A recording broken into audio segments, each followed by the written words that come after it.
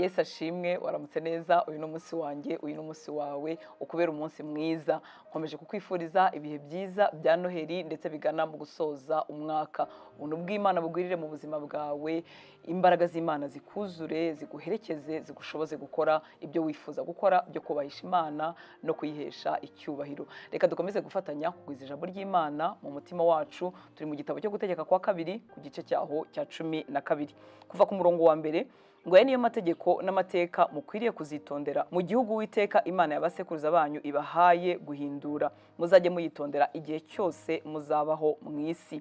Ntimuzabure gusenya ahantu hose amahanga muhindura yakoreraga imana zayo, ho ku misozi miremire no ku migufi no munsi y'igiti kibisi cyose. Kandi muzasenye ibicaniro byabo, muhombagure inkingi z'amabuye bubatse, mutwike ibishushanyo babaje bya Shera, muteme mutsinde ibishushanyo babaje by'imana zabo zindi, muzarimbure amazina yazo akurwe aho hantu. Mose aracyabasubiramo amategeko n'amabwiriza y'Uwiteka kugira ngo bazakomeze kubaha Imana mu gihugu Imana ibahaye. Mose arimo arasoza urugendo rwe, arimo arenda gutandukanywa nabo, aracyabibutsa ibintu bazakomeza kuzirikana iminsi yabo yose. Hariya ku murongo wa mbere twatangiriye yavuze ngo ayo mategeko muzayitondere igihe cyose muzabaho mu isi. Kumvira Imana, nshuti y'Imana, ntabwo bigira konje. Gukora ibyo Imana ishaka ntabwo ari ibintu turimo dukora imyaka runaka hanyuma ngo tuzagere igihe tubirangize tuvuge ngo ngewe nararangije. Ni ibintu byo kwitondera no kubaha no kwitwararika ku minsi yose Imana idutije hano mu isi. Tubonye ibingibi yabasabye cyuko batazihanganira ikintu na kimwe cyakoreshwaga mu kuramya izindi mana,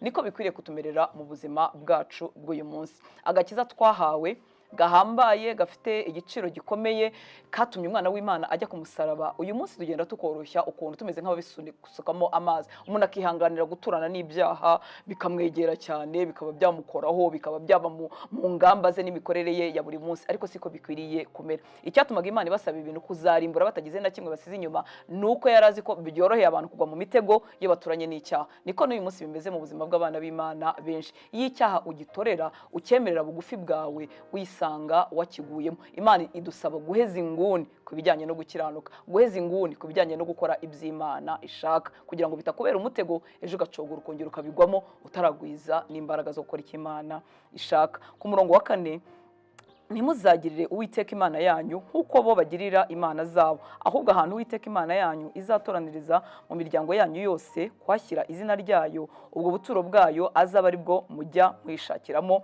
azaba ari bwo mujyamo, kandi azaba ari bwo mujyanamo ibitambo byanyu byo kotswa n'ibitambo byanyu bindi, na kimwe mu 10 cyose muzatanga, n'amaturo yererezwa muzatura, n'ibyo muzahiguza imihigo, n'ibyo muzaturishwa n'imitima ikunze, n'uburiza bw'amashyo yanyu n'ubw'imikumbi yanyu. Ku murongo wa 7, abazaba ariho mujya mubone kurira imbere y'Uwiteka Imana yanyu, azaba ariho mwishimirana nabo mu ngo zanyu, ibyiza byose byabavuye mu maboko Uwiteka Imana yanyu ikabibaheramo umugisha.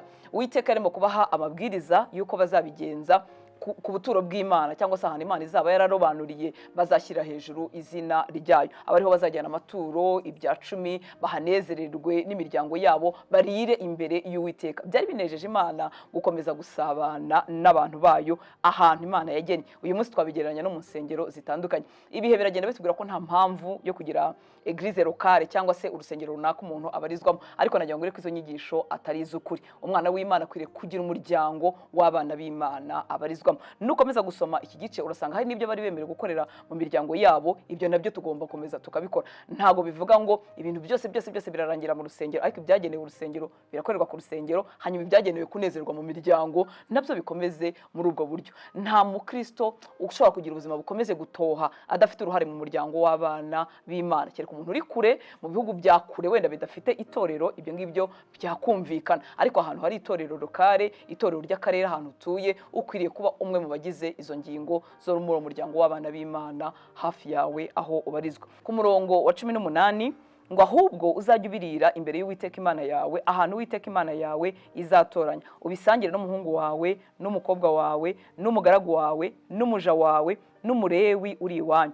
kandi imbere y'Uwiteka Imana yawe azabe ariho wishimira ibyakuvuye mu maboko byose. Ku murongo wa 19, wirinde kurangarana umurewi igihe cyose uzaramira mu gihugu cyawe. 21, niba ahantu Uwiteka Imana yawe izaba yaratoranirije kuhashyira izina ryayo hazakuba kuri ukananirwa kujyayo, uzabage ku bushyo bwawe cyangwa ku mukumbi wawe Uwiteka yaguhaye uko nagutegetse, urire iwanyu uko umutima wawe ushaka kose. Icyo Imana yifuzaga ni ubusabane bwayo n'aba bantu bayo cyangwa se n'ubu bwoko bwayo. Aha ngaha hepfo harangira havuga ngo ahantu izina ry'Imana ryitirirwa mu buturo bw'Imana ni haba kure yawe, ni hahandi uzabikore mu izina ry'Uwiteka, ubage usangire n'umuryango wawe, ariko ubikore mu buryo ushaka n'ahantu ushaka, kuko aho ubuturo bw'Imana buri ari kure utabasha kugerayo, ariko umutima wawe uzakomeze kuzirikana Imana, nimurya nimunezererwa umwero wanyu, nimusangira n'abantu bawe, uzahoza umutima ku Mana, uzabikorere yego aho uri,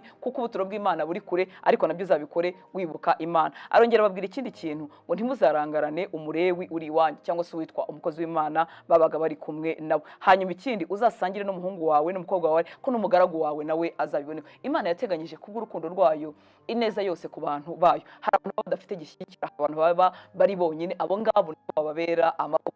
Ku murongo wa 28, witondere wumvire amagambo guteka yose, kugira ngo wowe n'urubyaro rwawe ruzagukurikira kugeza iteka muzaheshwe ibyiza no gukora ibyo Uwiteka Imana yawe ibona ko ari byiza bitunganye. Uwiteka Imana yawe nimara kurimbura imbere yawe amahanga ujyanwamo no guhindura uko umaze kuyahindura, ugatura mu gihugu irinde abakurikiza, nibamara kurimburwa imbere yawe ntuzabaririze iby'imana zabo uti ya mahanga yakoreraga imana zayate nanjye ndabigenza ntyo. Ku murongo wa 31, ntuzagirire Uwiteka Imana yawe nkabo, kuko ikintu cyose Uwiteka yita ikizira akacyanga urunuka bagikorera imbere y'imana zabo, ndetse n'abahungu babo n'abakobwa babo babosereza imana zabo.